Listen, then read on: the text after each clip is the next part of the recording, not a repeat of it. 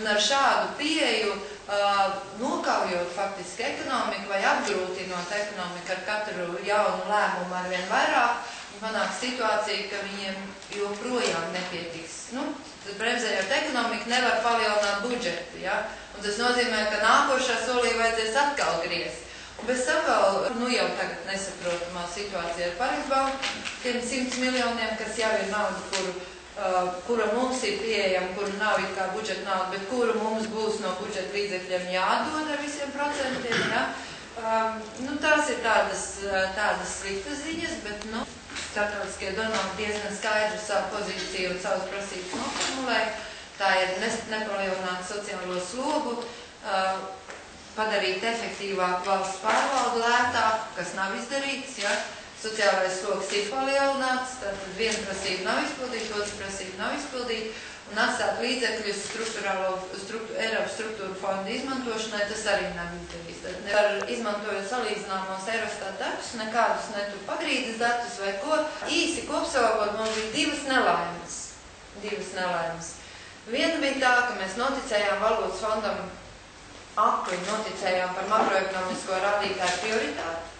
Mēs neievērojām sociālās sfēras prasības un novainājām savus cilvēkus. Pirmkārt, viņi grasījās aizbraukt, un otrkārt, viņiem ilgstoši turējās zemes algas, kas nozīmē, ka līdz ko atvērās robeža, tā vairs nebija iespēja varianti, bija tikai vai paaugstināt algas šeit, vai arī tie cilvēki aizbrauc pēc augstākām algām ārpus valsts. Ja? Un otra lielā kļūda bija tā, ka mēs atkal paklausījām akli starptautiskajiem visiem šiem te konsultantiem, kuri teica, ka modernā ekonomikā rūpniecība nav vajadzīga un pietiek ar pakalpojumiem. Latvija un Īslande tā intensīvi iet uz leju. 10% ir Latvijā un Īslandē, citur ir ap 20-20% iekšzemes koproduktā rūpniecība. Savukārt finanšu un komerciālajiem pakalpojumiem šīm divām valstīm, Latvijai un Īslandai, iet krasi uz augšu, šķērsām pāri visiem. Izšķiroši bija ātrums, kādā šie finanšu un komerciālajie pakalpojumi attīstījās, jo šajā ātrumā viņus nespēja tautsēmniecība uzsūkt kvalitatīvi, un viņi iegāja šajos te nevērtīgajos krīzi veicinošos sektoros, kā nekustamā īpašuma tirgus un spekulācijas. Igauņu, tā teikt, pirmās politiskās partijas lielā mērā veidojās ar Tartu universitātes jauniem intelektuāļiem, ar to pašu Martu Lāru, kuri jūs iespējams pazīstat priekšgalā. Savukārt Latvijā viņas veidojās no komjaunatnē, vai ne? Daži trimdas latvieši, komunistiskā partija. Igauņiem bija cita pozīcija. Viņiem ir racionāla pieeja, jo viņi uzskata, ka ja valstī ir labi, tad arī igauņiem ir labi. Ja? Tu savu tautu, savu identitāti vari kultivēt tikai labos apstākļos. Ne jau tur nabadzībā, ja, var kultivēt latvisko identitāti. Tad, lai latvieši justos labi un lai attīstītos latviešu kultūra un latviskā identitāte, ir jābūt labai ekonomiski labi attīstītāji valstī. Un tam ir vajadzīgi cilvēki. Ja? Bet mūsu politiskajās visās tajās uzstādījumos un galvenokārt jau rezultātos mēs tos cilvēkus tieši otrādi zaudējam. Mēs to ekonomisko potenciālu tieši otrādi zaudējam, un mēs to iespēju attīstīt to Latvijas identitāti nepārtraukti un visu laiku zaudējam. Ja? Tā te krievvalodīgo partijas esam iesākuši dēvēt par kreisajām, kas daudzos gadījumos no tīri ekonomiskās politikas viedokļa ir visnotaļ aplāti. Varētu cerēt, ka kaut kad nākotnē tomēr izveidoties pie mums normāls politisks spektrs, kurā cilvēki domātu pirmkārt par savām sociāla-ekonomiskajām interesēm un mazāk par rītīšanu par tā vai citas etniskas grupas pietiek.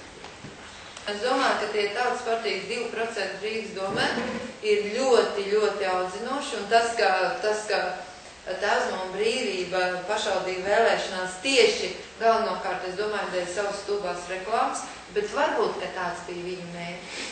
Es drīzāk sliecos uz to, ka tāds bija viņu mērķis, ja, izveidot tik stulbu reklāmu, lai cilvēks aizbaidīs no tā saucamajām pareizi, kā Ivars teica, no latviskajām partijām uz tās intuitīvi jūtamajām krieviskajām partijām, ja? Jo, ir zināms pieredzes viņu darbībā. Bet tāpēc es domāju, ka valstī Rīgas situācija var atkārtoties, un es nedomāju, ka tas būtu labi. Bet es domāju, ka, un ja runājam par šķēli, tad šodienas situācija iestādīja šķēli. Galvenokārt, jo Birkavam nebija vispār nekādas tās politikas, ja kāda viņam juristam varēja būt par ekonomiskā politika. Godmans glāba, Godmans zināja, kā sākumā strādā, ļoti grūti un viss cieņ viņam par to, un īsto politiku sāk veidot šķēle, un viņa šī te ļoti asā politika arī radīja to situāciju, par kuras jums runāju, jo tādā nevar izdzīvot cilvēks un nevar izdzīvot rūpniecību, ja? Tik liberālā, tā nekur nav. Tāpēc es domāju, ka, ja viņš nākt atpakaļ, es negribētu dzīvot šai valstī, būs jau jādzīvo, bet es nejutīšos labi. Es jutīšos ļoti slikti. Tā būs priekš manas traģēdija, ja viņš spēs atgriezties, bet es neticu, ka viņš to spēs. Bet kopumā es gribu teikt, ka vienalga, kādu partiju mēs arī ievēlētu, ne jau no tās partijas un ne jau no tiem cilvēkiem būs atkarīgs, kā mēs te dzīvosim, bet no tā, kāds būs spiediens no mūsu puses. Ko mēs viņiem atļausim darīt. Tas ir pats svarīgākais. Un ja sabiedrība būs ļoti tikpat pasīva un pat par sevi un tikai par sevi, kādu mēs esam tagad, var nākt vienalga, kurš viņu vienalga darīs. Es domāju, tas, par ko mums šobrīd ir jādomā, ir pirmkārt par to, kā noris procedūra. Pirmkārt, lai šīs vēlēšanas atkal ir maksimāli, tomēr cik tas ir mūsu iespējās godīgs. Tajā nozīmē, lai atkal šī masveida gan nauda, oficiāla nauda, gan dažādi veidi slēptā reklāmas smadzeņu skalošana pirms vēlēšanām, lai viņi tomēr tiktu kaut kādā veidā regulētas, kontrolētas, samazināti. Un otrām kārtām, protams, arī tas, lai vēlētāji tomēr mēģinātu pieņemt informētu izvēli, lai tomēr, tā teikt, cilvēkiem tiktu stāstīts īstenībā, kas ir likts uz spēles, tad, kad viņi iet un balsot par to vai citu piedāvājumu. Jo skaidrs tas, ka populismu būs ļoti, ļoti daudz, par to nav šaubas. Katram Latvijas iedzīvotājiem jāredz acu priekšā un acu laikā pamostoties. Un tas ir mūsu iedzīvotāju grafiks, ja? 92. gadā viņš bija tādu stingru resnu kāju, kas ir mazās grupas bērni. Un 2008. gadā tas koks ir ar tādu tievu kāju. Jau ir sasniedzis darba spējīgo vecumu. Un viņš virzīsies uz augšu un labākajā gadījumā ģimenē būs 5 bērni. Jaunajā tad apakšā izveidosies tāda bumba un augšā būs mēs veču bumbu. Ja? Tas tievais viducītis, lai to visu uztur. Un tas nozīmē, ka faktiski jau šobrīd tā valsts ar šādu politiku, ar šādu migrācijas politiku, ar šādu ekonomisko politiku, ka cilvēki mūk prom. Tad tās ielās sardības ir vēl sarausies, vēl maziņāka, un tā valsts kļūst sociāli maksāt nespējīgi, ja viņi bankrotējas sociāli, pat ja viņi vēl pastāv. Tagad politiski kļūst aktīvi pamazām tie cilvēki, kas paši nav dzīvojuši padomu laikā. Kas attiecās uz to, ka nav šīs kopīgās idejas, tad tas manā skatījumā tas ir viennozīmīgi saistīts ar politisko partiju vājumu. Tā ir viņa funkcija, tas viņiem ir jādara, un šie scenāriji viņiem ir jāizstrādā pietiekoši kvalitatīvi.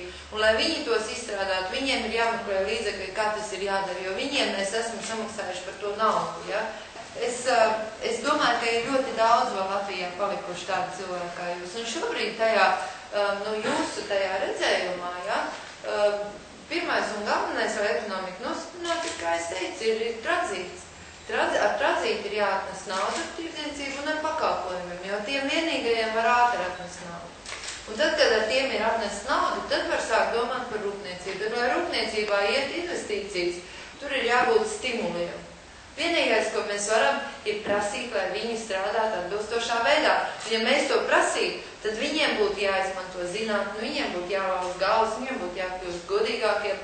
Šobrīd ekonomikas zinātni Latvijā vispār neuzskata par zinātni. Viņi spiež ārā pat no zinātņu akadēmiju, no zinātnes sistēmas, jo Letonika, kas ir Nacionālo zinātņu programma, ja, viņa neiekļauj ekonomiku. Viņi neiekļauj arī juridiskā zinātnes, jo tiem vīriem, kas sēž zinātņu akadēmijā, manā zinātņu akadēmijā, viņiem ir tieši tādas pašas vājības kā lielākai daļai sabiedrības locekļi. Tas ir savas privātās intereses, ja?